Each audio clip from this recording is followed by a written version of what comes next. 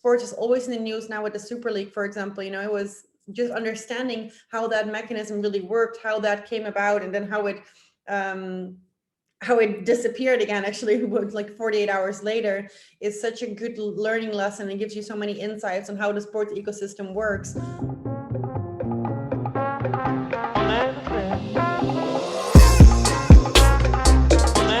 Hello and welcome back to the One Take Show. In this episode, we are in conversation with Jessie Engelhardt.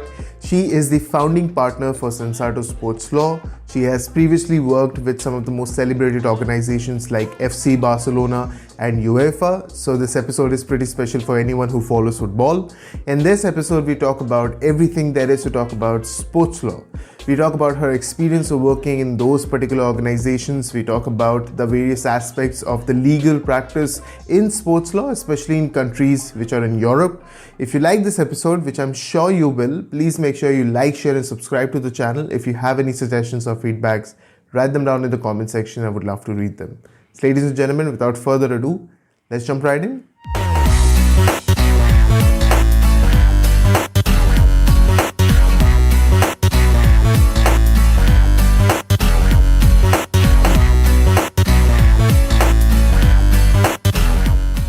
One, two, three. Yes, we are recording. Hello, Jessie. Welcome to the One Take Show. I am so excited.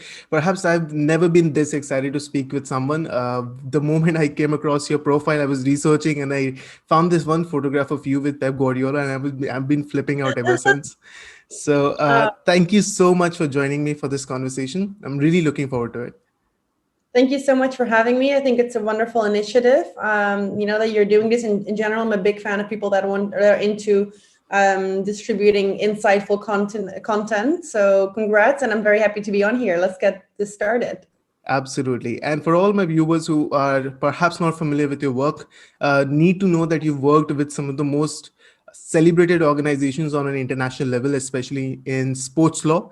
And this is the theme of this conversation. And I want to start with my first question, trying to understand, when we talk about law as a career, sports law is something that is perhaps not very much spoken about, especially not in every jurisdiction. So from your personal experience, why did you start with law and why did you continue with sports law? Right. Great question to start with. So my own journey basically started that when I was figuring out what I wanted to do, what I wanted to pursue in university, I did like a lot of personality tests to kind of see what career best fit my personality basically. And law came out of there several times because I'm quite an analytical person. I like to have things like very clear, organized, black or white sometimes. I like to think in problems. So all of that kind of drove me into the direction of studying law.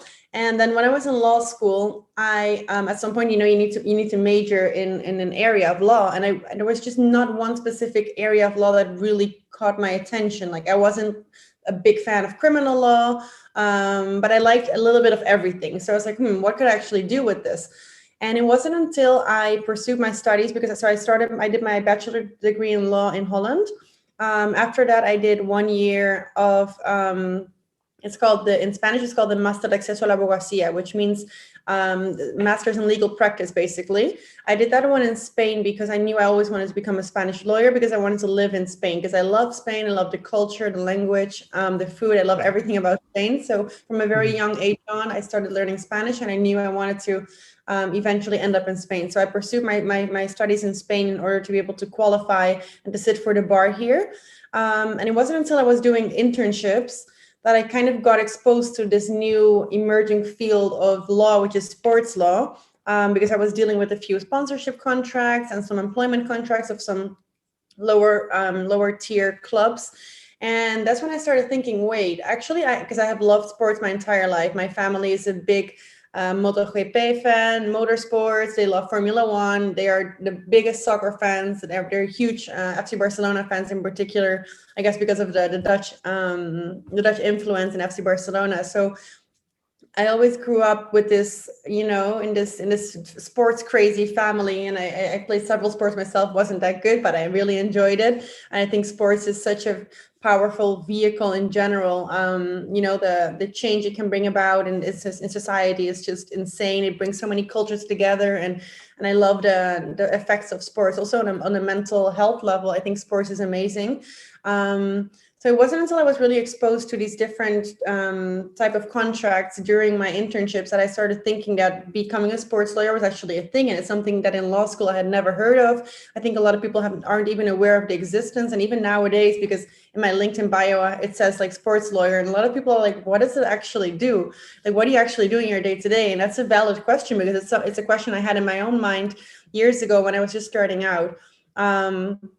So yeah, that's when I kind of started thinking like, wow, would it actually be possible to combine or to turn my passion for sports into a profession, to combine these two passions and to make a living out of it?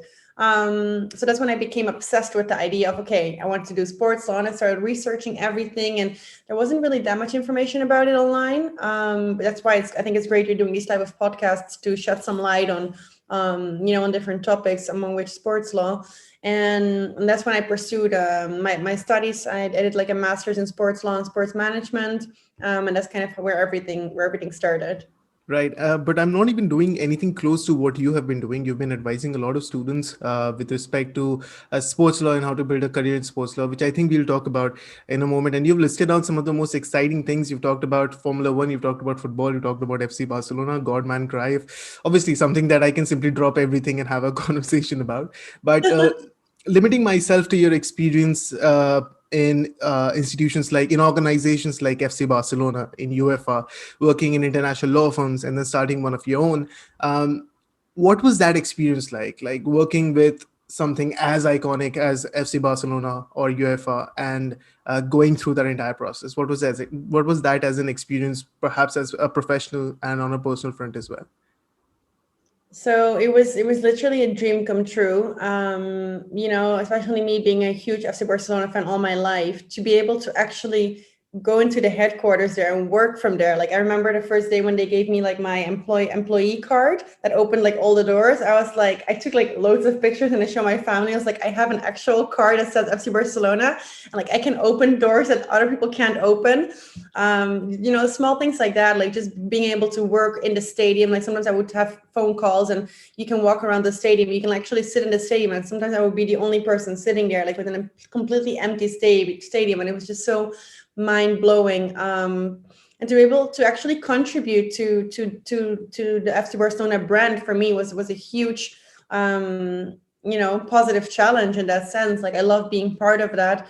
And I would work also because I was working it's called the Barca Innovation Hub, which is like the innovation and strategy department, to kind of try and improve the best practices of FC Barcelona as on a athlete, like when it comes to their training, sports science, nutritional level, but also other business challenges that FC Barcelona was facing when it comes to maybe sponsorship. We just tried to come up with innovative solutions to make the whole brand better, let's say.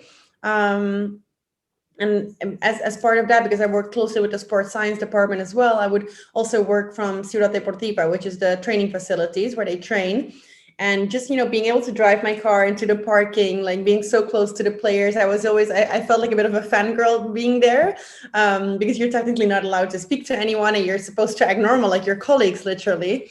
But, I still had this fan mentality until a certain point when I was kind of used to it. But in the beginning, especially, I was like, wow, I can't believe I'm driving to the same gate as Messi drives. And sometimes you would bump into players, and it was just, it was such a great experience on a personal level and on a professional level. Of course, I got exposed to so many different connections. I attended so many different conferences, and it was a wonderful experience. And the same goes for UEFA, because for me, leaving FC Barcelona was a huge and difficult decision, because I love living in Spain, like I said before, and working for FC Barcelona, which is one of the best sports brands out there, was a dream come true. But obviously, when UEFA knocked on my door, it's also an opportunity that I didn't want to, say no to, because I think, especially as a young professional, it's so important to get exposed to different type of experiences. And for me at that point, I was still very young, and I was like, okay, let's just go with it. Well, I am still young, but I mean, I think it's great to get different experiences. So even going to UEFA, which is like technically in a hierarchy level, one step higher, it was such an amazing experience to work for a governing body like UEFA and to see, also because I was there while COVID hit.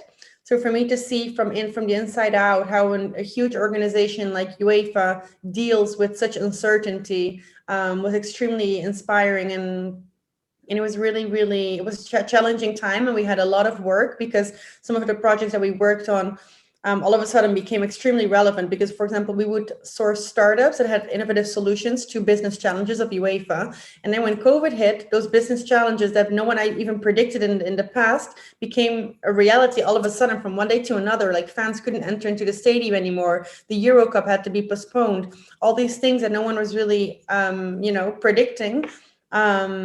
We just had to go along with it, and we just had to innovate ourselves basically. So we became extremely important, and because of we were the innovation hub, we worked with all different departments within UEFA. So that gave me also a really good in-depth understanding of how the sports ecosystem really works, like what different departments are there, because that's something that I think before I wasn't really sure of. I was like, oh, I would love to work in sports, but I didn't really know what type of different roles you had in a sports club or in a sports organization. So understanding really the different stakeholders that were there, because as UEFA, we cater to our different member associations, the 55 countries that are part of UEFA, just working with them. And it was just a really good experience. But then at some point, because I've always had this very entrepreneurial drive inside of me, like my family are all entrepreneurs, and I think it's just so beautiful to work on a project that is your own, because you can put your all into it, you can see it grow, and it's like a baby, like everything you invest in it eventually will blossom, or hopefully. And then I felt like, because I think a lot of people are suffering a bit from the imposter syndrome, myself included, where I felt like, okay, but until I'm 50, like I don't have enough experience, I don't have enough knowledge to open my own firm, maybe. I shouldn't have those crazy ideas. But I think precisely because I was working so much with different startups in both UEFA and FC Barcelona, because that was part of my job, I saw how not easy, but how doable technically it is to just start your own project. And it just takes opening a few good doors to actually be able to make it, and to actually be able to make a living out of it. And it just kind of changed my mentality from this more old school, especially law, which is a very traditional landscape, with their old practices. They have billable hours, they do things in a certain way. It's a very traditional industry. And for me, seeing that in sports and the startups, it kind of open my horizon a bit. And I was like, okay, I can easily do this. Like, why, if other people can do it, why can't I? So I teamed up with two of my partners that I had met during the sports master's degree that I was doing before in Spain. And we said, okay, let's just go for it. Like, we have all of us together are like the perfect cocktail, of ingredients that it takes to run a successful business. Because the thing is, to run your own law firm, like, you don't need to be only a legal expert. You need to be a legal expert, but you need to know how to run a business. You need to know how to do marketing, how to gain clients. It's much more than just being, the perfect lawyer. So I think, especially being a sports lawyer, you need to have a good understanding of, like I was saying before, how the sports ecosystem really works. And thankfully, I'd had that experience both in Barca and UEFA. So yeah, we just decided to go ahead with it. This was last November. And so far so good. I'm really happy. I'm really passionate about it. And yeah, I think it was a risky decision, obviously, for me to, leave both Barca and UEFA. But I'm very happy that I did, because it's just something inside of me that really wanted to do this. And it makes me feel happy on a day-to-day basis. Like, it gives me like a fulfilling feeling to know that I'm working towards my own future and towards my own project, and I don't depend, especially in times of COVID. You see how easily people got laid off because of there were no more resources within companies. So for me to have that kind of security that I know that I am my own boss is very important to me. Right. This is absolutely so fascinating. I mean, for the first, when I hear you say that you could have possibly run into Messi, I think that is where the life peaks. There's nothing that you could really imagine after that. But it's very fascinating from a professional's perspective as well. You making a switch from one organization to other and finding all those various aspects that we could not have foreseen. For example, how you ever dealt with COVID and how everything was functioning in a mechanism, and then finally stepping into your own organization, working for your own particular projects, as you talk about. And you talk about uh, the various projects which require a lot of investment, which is very challenging, which also mean that you would have a very strong understanding of how this industry works. And when we talk about the sports law, as a lawyer, what exactly and how exactly would you conceptually define the practice of law in sports? What are the various undertakings that have to be looked after by a lawyer when you are working in sports law? Yeah. So first to kind of explain briefly what sports law is. So sports law as such is basically a cocktail or a mix of different areas of law. So there's contract law, there's sometimes a bit of criminal law, there's immigration law, there's tax law, there's intellectual property law. It's like a mix of all these different areas of laws, which was exactly what I was looking for. As I mentioned before, back in the day in law school, I was interested in a little bit of everything, but I didn't want to zoom in on anything particularly. So now everything of all these areas come together, and that's exactly what I like about it. So basically, what a sports lawyer really does is, and that's something that we do, it's two pillars basically. One of them is providing legal advice to athletes, coaches, clubs, leagues, federations, agencies, any stakeholder in sports. Basically, we provide them with legal advice. The other part is dispute resolution. So whenever there's a dispute, and this industry is extremely prone to disputes, especially now in times of COVID, there's so many disputes arising, which is a great time for a sports lawyer, of course. We help them solve it, and it's usually through alternative dispute resolution, because when you go into the normal route of litigation, that's not very suited to the sports industry because it takes forever, and sometimes you need decisions that are taken quickly, and also litigation is it's quite expensive, and it's a rather hostile environment, so to say. So usually we opt for arbitration, and yeah, that's where we advise, or that's where we represent our legal interests of our clients. So what we do on a day-to-day basis, well, there's so many different things. Like I was mentioning before, it could be anything from image rights to advice on taxation. If a player moves from one country to another, is he liable for double taxation, or where is it more profitable for him? It could be about training compensation, which is basically a mechanism that compensates clubs that educated a player in the past, or that trained a player. Whenever he switches to another club, they get paid for it, which is to incentivize grassroots football. But we also deal with transfers on every transfer window. That's one of our main tasks, basically, the transfer assistance process from a legal perspective. And the most regular thing I would say is employment related disputes. So whenever, for example, a player doesn't get paid from his club, they come to us, or whenever they change his designation or they exclude him from the team, any possible dispute that you can imagine, which there's loads of them, that can arise out of employment relationships between a club and a player, or there's also a lot of disputes between agents and players, all these different things. And that's what makes sports law so interesting for me, is that you're always dealing with such an interesting subject, which is a player or a club or whatever. It's so relevant in the world, and this is, I'm mainly talking about football now because that's our core focus, I would say, because we're based in Central Europe and it's just the biggest sports here. But yeah, it's very versatile, I would say, and that's what makes it so beautiful. Right. And I think about all those instances where I have particularly worked, perhaps read more about this arbitration, because my next question is premised upon your practical experience on how this actually plays out. What are the practical challenges that you face? My readings have been with respect to the Manchester City UEFA dispute that reached the center of arbitration, the sports arbitration, and the entire how these events played out, how the award came out, how it was challenged and all. So when we talk about your practical application of your practice, and we see the various challenges that are faced, the brand image value, the timelines that are set, the value of the time, and all those things, what are the other major challenges in the practical aspect of your legal practice that you've faced?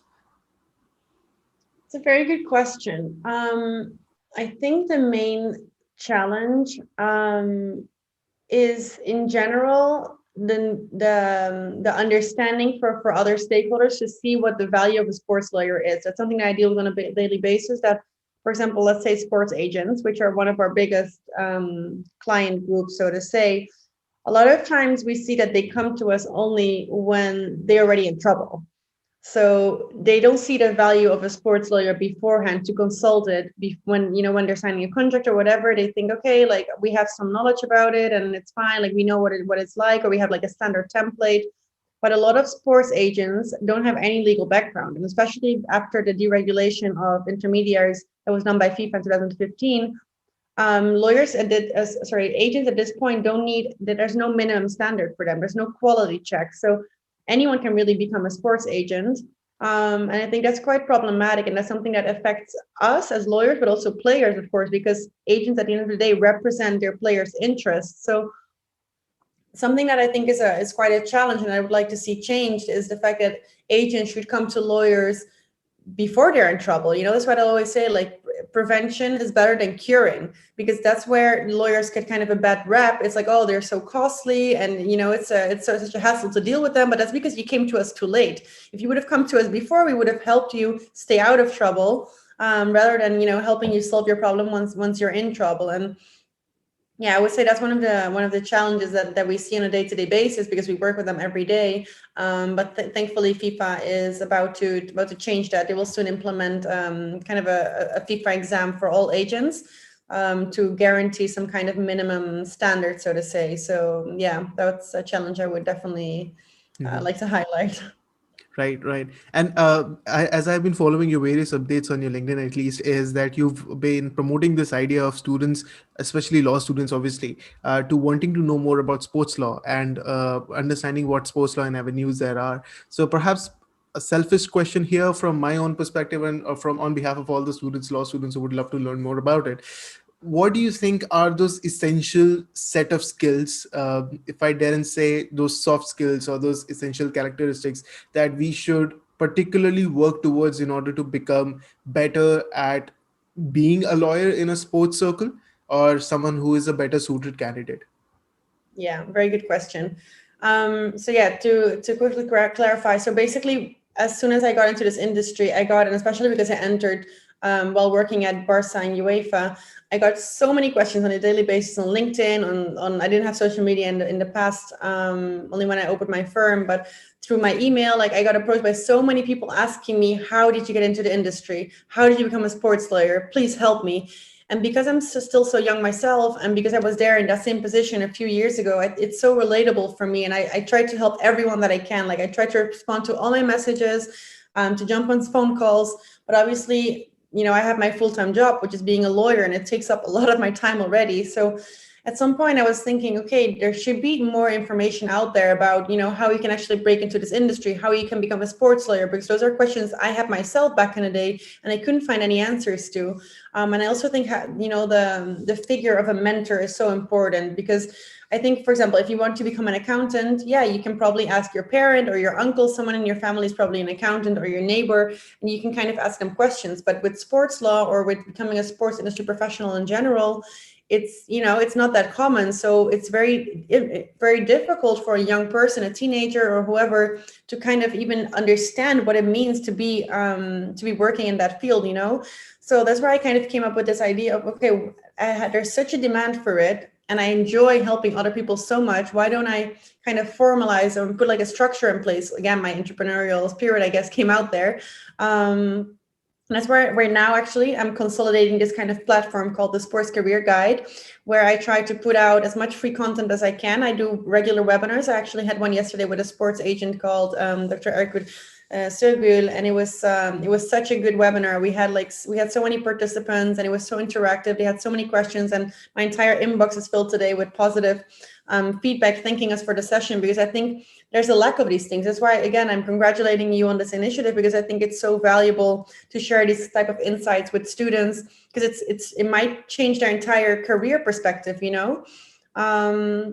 But yeah, not to deviate from your question. So that's why I set this up, and it's both for people interested in the sports industry, but also particularly in law. Of course, I have my own course on how to become a sports lawyer, because that's who I am, and I think it's, where I have most knowledge of. So I offer courses and I offer one-on-one coaching as well, because I think, like I was mentioning before, having a mentor, someone you can ask for individualized advice to, is so important, because obviously your situation will be different from someone living in Colombia or someone in central London. The location also really changes your opportunities and your limitations. Everything changes, and from one person to another, of course. So my main answer to your question, what skills do you need? I think it's a cocktail of 3 different ingredients. The first one, I would guess, is knowledge. Everything starts with knowledge, and this can be through education, but it can also be just following the news, being extremely active online, reading news articles. Sports is always in the news now with the Super League, for example. It was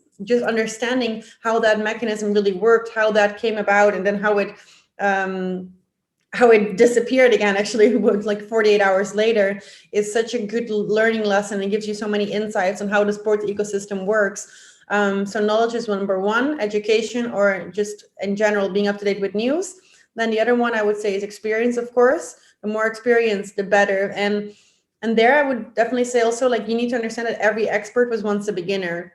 Because if you think, oh, but like, I don't have enough experience, I can never, how can I apply for this position or whatever? Any experience is better than none. So even if you're volunteering for your local sports team in your country or in your city, even that is experience in sports. And also that's valuable, because you learn different skills there than you would just working at a law firm. And I think a lawyer should definitely, or a sports lawyer, it's so important for him to have, or him or her to have, a versatile skill set that is not just being an expert at law. Like, you need to know you need to have some soft skills. You need to be social. You need to understand different cultures, because we work with different cultures all the time. Language is also so important that you wouldn't necessarily associate with law maybe, but those are all very important skills. So I would always really, suggest him to start investing in yourself. And besides that, of course, it's networking. Networking is one of the most important skills, I would say, that a sports lawyer should have. And I think I myself underestimated it quite a bit in the past, because I was like, oh, like, when the time comes, I'll have some contacts. But it takes some effort to fertilize relationships with others, I think. And just because you add everyone on LinkedIn doesn't mean that that's your network. I mean, it's technically your online connections, but you don't have an actual connection with them if you never exchange any thoughts with them. And so now, something I've been trying to do, for example, almost everyone that adds me, I try to send like a simple message that I have on copy paste to everyone, like, please tell me more about yourself. How can we help each other? I want to learn more about you. What are your needs? To kind of establish like a relationship, obviously not impossible with every single one of them, but to kind of work on that, because I think every small habit in the end, when everything is accumulated, is the key for success. Right. Perfect. I think the fact that any experience is better than no experience is going to be the tagline of this episode, and I'm going to promote this episode using that tagline itself.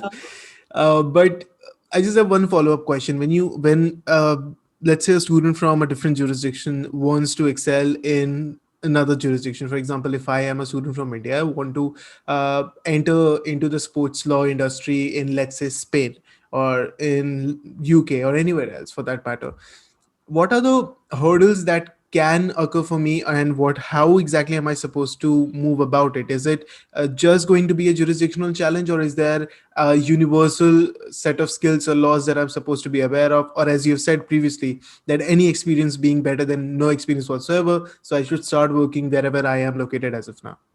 Yeah.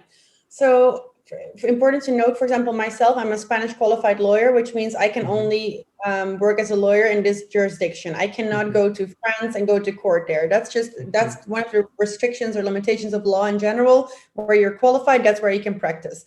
The good thing about sports law is that it's kind of a global law. So the main focus that we have as an international sports law firm is that the disputes that we work with and the advice that we provide is international. So when we're dealing with an agent from, let's say, Africa and a player from Brazil, it's global law, international law that applies, usually the FIFA regulations when we're talking about football. And for that, it doesn't matter if you're based in Switzerland, in India, in Holland, in Spain, because anyone can apply that law, and you can go to FIFA, which is an international, or the international, the dispute resolution chamber of FIFA, which is the body that deals with those type of disputes. You know, and you can present the matter there. Sorry, just to clarify, when you're when there's a dispute with an agent, you cannot go to FIFA. But let's say between a club and a player, you know, so it's the global, it's the international aspect that kind of makes it so great to be a sports lawyer, because you don't have this jurisdiction limitation. Now, again, if there's a national dispute between a French club and a French player, I myself cannot represent the interests of that player in the French court. I would need to collaborate, and that's why it's so good to network. I would need to collaborate with a French lawyer, and we would maybe split the revenue or whatever. And he would represent the player maybe on my behalf. We would sign a power of attorney, and they would represent the player. But like I said, our main focus is on international disputes or on international advice. So that kind of, you know, eradicates that challenge of being bound to your jurisdiction.